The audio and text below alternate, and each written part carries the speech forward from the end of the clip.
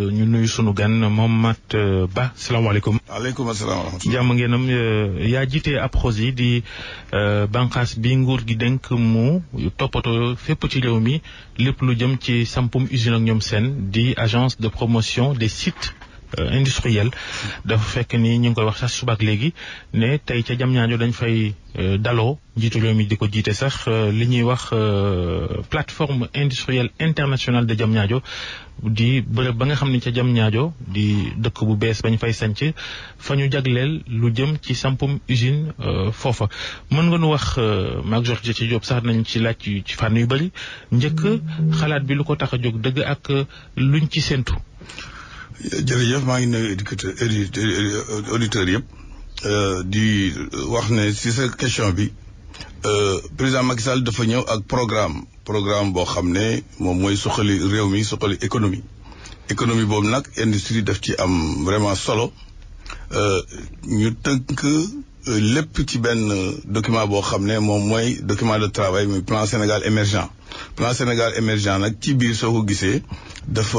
jox industrie benn yoon boo xam ne war na ko tëral ci lu gaaw fi rek 2035 yoon boobu nag mu am ay plateforme industrielle yi xalaat bi lan la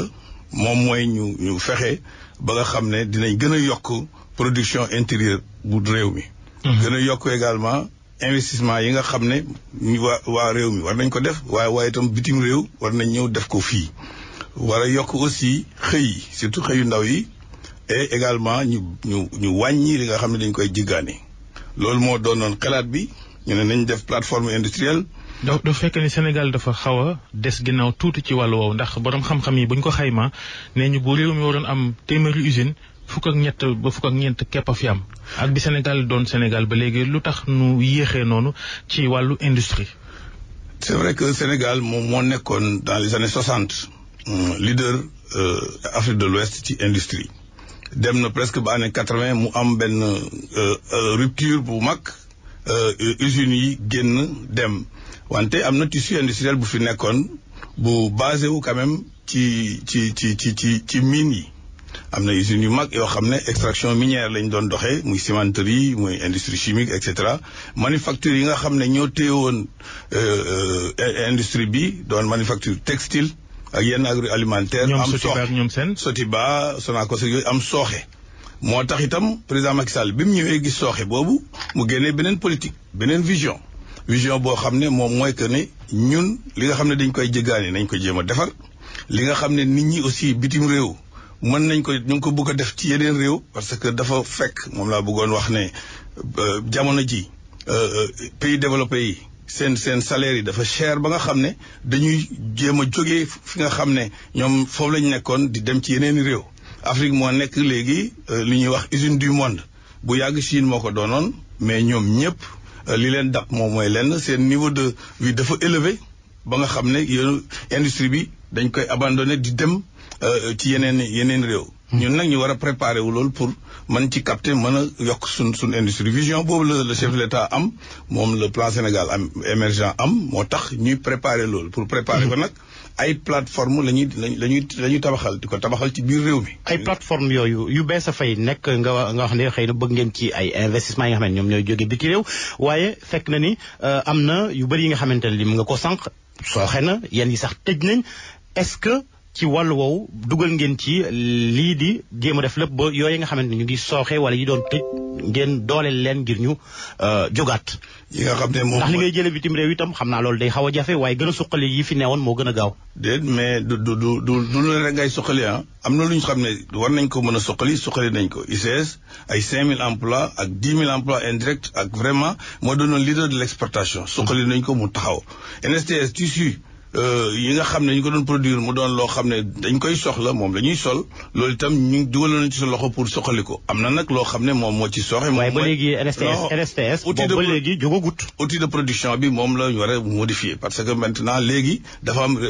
révolution léegi pour produire 1 mètre de tissu li nga xam ne moom ngay consommer ci courant yooyu dafay tuuti da nga xam ne ñun suñ outil de production muy NSTS muy Demextica ou bien voilà yéen ñi nga xam ne ñoo fi newoon dañ ko war a moderniser loolu état bi xam na ko bu baax a baax baax moo tax itam ñu ngi dem ci modernisation boobu moom mooy dab itam ay industries yi nga xam ne moom mooy par Suneor wala yooyu il faut que ñu jaar ci modernisation bi mais modernisation bi rek doyul ci industries yooyu dinañ ko def quand même parce que c'est des industries alimentaires yoo xam ne c'est des industries fortes wante li nga xam ne moom la ñu war a def moom mooy ubbi yeneen bunt ñu ngi jëgaani ay yére mun nañ ko defar fii totalement jarul jëgaani ay yére li ngeen di sol yi bari dañ koy jëgaani ñu ngi jëgaane vraiment loo xam ne matériaux yi nga xam ne ñoom ñooy nekk ci construction loolu dañ ko bëgg a defar fii ñu ngi jëgaane loo xam ne ay dàll la Ngaye Mékhé gis ngeen ko et tout ça loolu yëpp lañ bëgg a def moo tax ñu def ay light manufacturing nag da nga koy defal zone boo xam ne usines yu woyof yu neex a sanc te mais defu leen ko fu ci mel ni Ngaye Mékhé yéen a ngi bàyyi gars yi ñu toog seen mbaar ba léegi sampalu leen ay jumtukaay yoo xam ni defari nun dàll bi dana gën a yemb projet bi mu ngi en courant bu baax a baax Ngaye Mékhé projet bu mag a nga fa li nga xam ne moom laa bëgg a tënk rek ci loolu moom mooy que nguur gi dafa jël xaalis def ci président dafa jël xaalis 25 milliards teg ne nañ defar déjà ay bâtiment industriel indi ndox indi courant simplifier lépp ba nga xam ne usines yi dañuy ñëw rek branché wu loolu def nañ ko bi ñu ko defee léegi jur na loo xam ne mu ngi feeñ na bi ñu commencé di exploiter ren la am nañ 1053 personnes yoo xam ne ñu ngi nekk par exemple ay Diamniadio te xaajagul jeex parce que moitié usines ya fa nekk ñoom ñoo démarré yeneen suñ démarré dañ dem ba 5000 te aussi exemple bi may joxe rek Diamniadio bi nga xam ne vision la une autre vision moom mooy que ne déjà sur 53 hectares yi nga xam ne état bi def ne nañ ko defar 53 hectares yooyu defar nañ ci 13 hectares yooyu moom mooy def 5000 emplois ñu ngi bëgg a def 23000 emplois may lay wax ne la soo gisoon tissu industriel bu yàgg boobu 23000 emplois quasiment mastodonte yi soo leen dajalee yëpp defuñ ko donc ñu ngi ci voie wu création emploi ak light manufacturing ñu ngi ci voie wu capter ay ni ñuy wax ay investissement étranger investissement yi état bi def 25 milliards tey am nañ capté nañ presque plus de 25 milliards capté nañ 30 milliards yooyu Sénégal am na ci 1 milliard et demi mais li ci des yëpp ñu ngi ko capté à l'étranger. ci wàllu woowu nga ne yéen a ngi def la pour capter investissement étranger Diamniadio googu lan mooy place sug ñi nga xamante ne ñoo di privé local bi ndax sànq wax nga ci yére te ci wàllu woowu waa si na fay gën a feeñ sax donte sax xëy na am na ñu fay amee liggéey waaye ñeneen ñi nga xamante ne ñu ngi yëngu ca wàll wa boo moyut dañ leen indil gàllankoor dëkk ci réew mi. su doonoon loolu itam dama lay wax rek nga dem visiter. d'abord fi mu amee am na kuy def Chine mu ngi fay def. ay yëre yoo xam ne exportation lay dem mais am na aussi entreprise sénégalaise bu fay def haute couture loo xam ne lu bëri daf koy exporter lenn li mu ne fii loolu soo demee di nga ko gis entreprise chinoise bi ba léegi am na plus de 300 personnes ay xale yu ndaw la sénégalais rek lañ ay sénégalaises 300 personnes ay xale yu ndaw yoo xam ne ñu ngi seen premier emploi ñu ngi foofu donc dañ ko gis ci télévision bi dañ ko dem seeti ko maa ngi leen di invité ngeen dem xool ko d'abord ñooñu déjà impact la même su fekkee ne chinois moo def investissement mais 300 xale yu ndaw ñoom lañ commencé weer bu ne dinañ jël 100 ñu bu jëmi 5000 ci 2 ans donc loolu lu leer la mais sénégalais bi ci boppam itam mu ngi produire sénégalais nga fa te am na yeneen usines yoo xam ne Sénégal moo ko bokk ak ñeneen ñi nga xam ñu ngi fay def carte bancaire boobu benn sénégalais nga ca beneen ivoirien mu nga ca ñu ngi am beneen usine boo xam ne ay vélo lay defar ak ay panneaux solaires am malien moo fa nekk. waa Futur Média ña ngi fay itam. Futur Média mu ngi ñu ngi à Diamniadio donc li ñu mën a wax rek moom mooy que ne le secteur privé national moom la ñu gën a mën a invité sax d'ailleurs parce que développement moom vraiment bay ci sa weewu tànk dañu koy waxee donc ñoom la ñuy gën a invité pour ñu ñëw te yombal nañ yëf yi foofu mën nga louer ay bâtiment ñëw dugg ñu jox la courant wàññil la ko aar la jox la condition yoo xam ne conditions yu favorable la donc loolu secteur privé national dañ leen ci woo ma leen ci woowaat mais ñoom ñu baax a baax gis nañ ne lii am na njëriñ te ñu ngi ciy liggéey bokk nañ ci comité paritaire bi nga xam ne moom mooy saytu di xool li am ci parc industriel Diamniadio. mais li Georges laajoon sànq sax xëy na tontu woo ci carrément mooy lu tax rek lépp ñu bëgg ko yemale Ndakaaru te yeneen diwaan itam soxla sancum usine ne nga am ngeen ci nas waaye dañoo seet ni yeneen diwaan yi moom ak bedd da cee mel ni bu weesoo dëkk yi nga xam ni daa am lu ñuy gas ca suuf sa lu ci mel ni ay phosphate ki or ki ñoom seen baa fer bu weesoo loolu doo gis ñu jékki-jékki rek samp usine ne dañuy defar nangam boo demee Kaolack Sotex ka daanaka am nay jafe-jafe bu tëjut sax ba noppi loola itam est-ce que da ngeen koy beddi jël lépp def ko Ndakaaru ak Diamniadio képp. soo liiree plan Sénégal émergent dañuy wax nañ def ñetti plateforme yi am na boo xam ne Dakar la commencé mais Dakar itam soo ko gisee dafa am processus bi mooy ñu bëri dañ concentré woon ci biir Dakar au nord de Dakar vers Solida ak yooyu mu fees dell il fallait que ñu ubbil leen foo xam ne ñoom itam dinañ mën a am continuité foo xam ne aussi dafay am connectivité position stratégique moo tax position bi ñu jël fii am chemin de fer à côté am aéroport à côté am autoroute à péage à côté am le port à côté loolu dafay am importance pour que investisseurs yi nga xam ne à côté du port de Dakar la ñuy nekk ñu mën a am foo xam ne mën nañ fa évoluer loolu moom mooy première yëf mais am na parc industriel du nord ñu ngi ko bëgg a def vers Saint-Louis études yaa ngi en cours am na boo xam ne c'est au sud am na même beneen quatrième bu ñu def au centre vers Touba wala yooyu donc décentralisation wu processus boobu ñu ngi ci commencé nañ ko aussi de façon directe parce que xamoon ngeen ne bi Solida moom amoon na Sodizi am Sodisa et cetera yoo xam ne c'était des domaines industriels yooyu dañuy sooxe ñu ngi ci nekk di ci liggéey ñu ngi liggéey ak chambre de commerce de Saint-Louis ñu ngi liggéey ak chambre de commerce de Kaolack ñu ngi defar ay hôtel industriel am na Sédhiou am na Louga am na Sédhiou am na Linguère am na Matam am na Touba am na Gossas am na Fatick ñu ngi ci am na fu bëree bëri ñu ngi fay tabax loo xam ne moom mooy. lii de xanaa yëgun ko woon noonu. mu ngi mooy tax itam ñu ngi koy nekk di ko wax mais loolu am na. hôtel industriel moom lu am solo la parce que yu ndaw la mais day doon li ñuy wax germe industrie kon nag loolu def nañ ko ma waxal leen ko fii loolu mu ngi am ci fi ma lim noonu am na yoo xam ne pour soo jëlee bu Linguère fees na del ñu ngi fay def lépp ñu ngi fay def mburu ñu ngi fay defar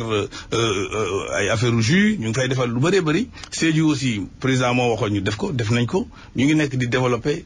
donc politique industrielle à travers tout le pays ak ay parcs industriels yoo xam ne ay zone économique spéciale la yoo xam ne ñu ngi ko war a def dans tout le pays.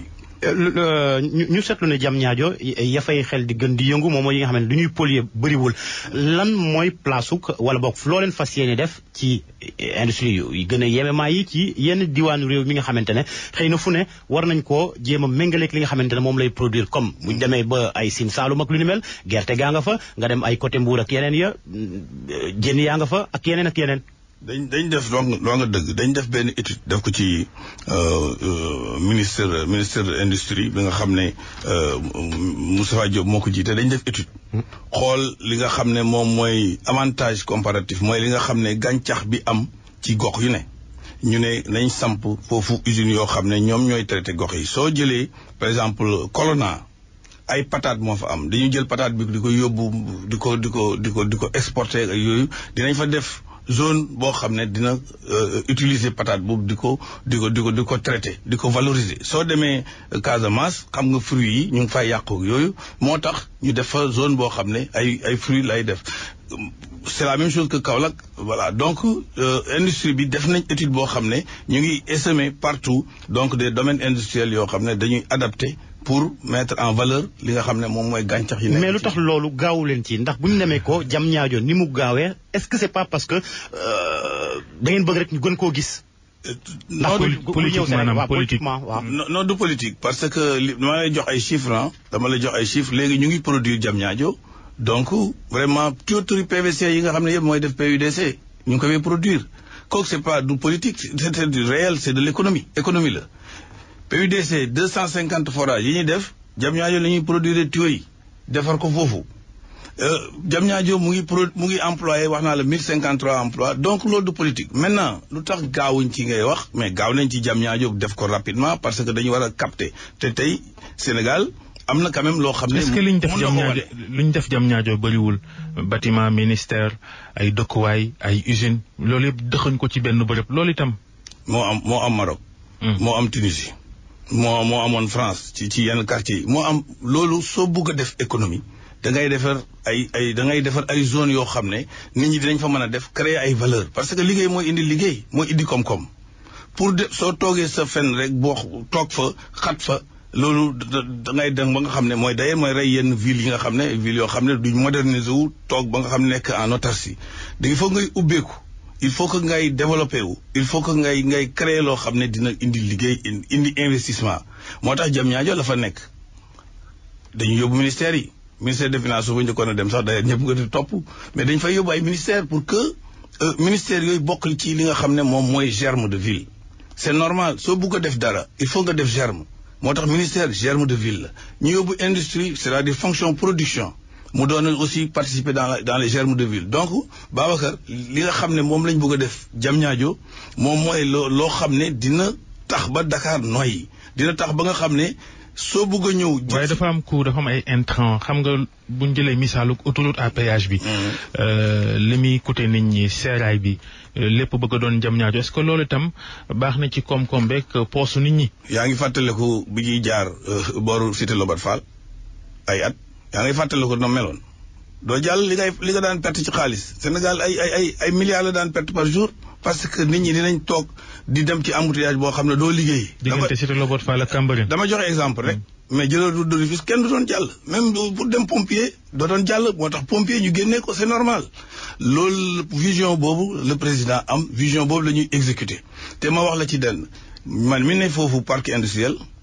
am na ay entreprise du ma leen cité fii. ñu ñëw ne ma jox ñu hangar yëpp ñu jël ko pour lan parce que suñ oto yi dañu dugg biir Dakar di fa tardé duñ mën a livrer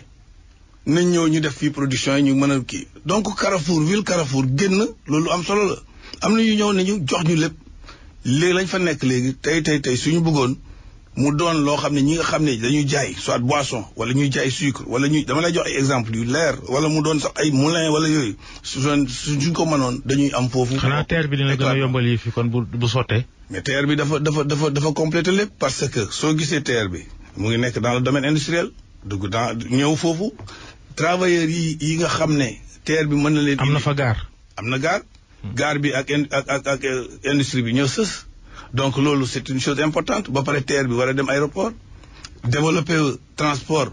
wàññi li nga xam ne moom mooy accident yi wàññi également li nga xam ne moom mooy perte temps bi donc li may wax germe de ville rek dafaa yeb ay composante yu bëri moom lañ xool teg ko foofu teg ko Diamniadio soo gisee marché d'intérêt national bi li ma doon joxe ci exemple ci oto yi nga xam ne dañ bëgg a ñëw dugg jël si seen marchandise gis nga li xew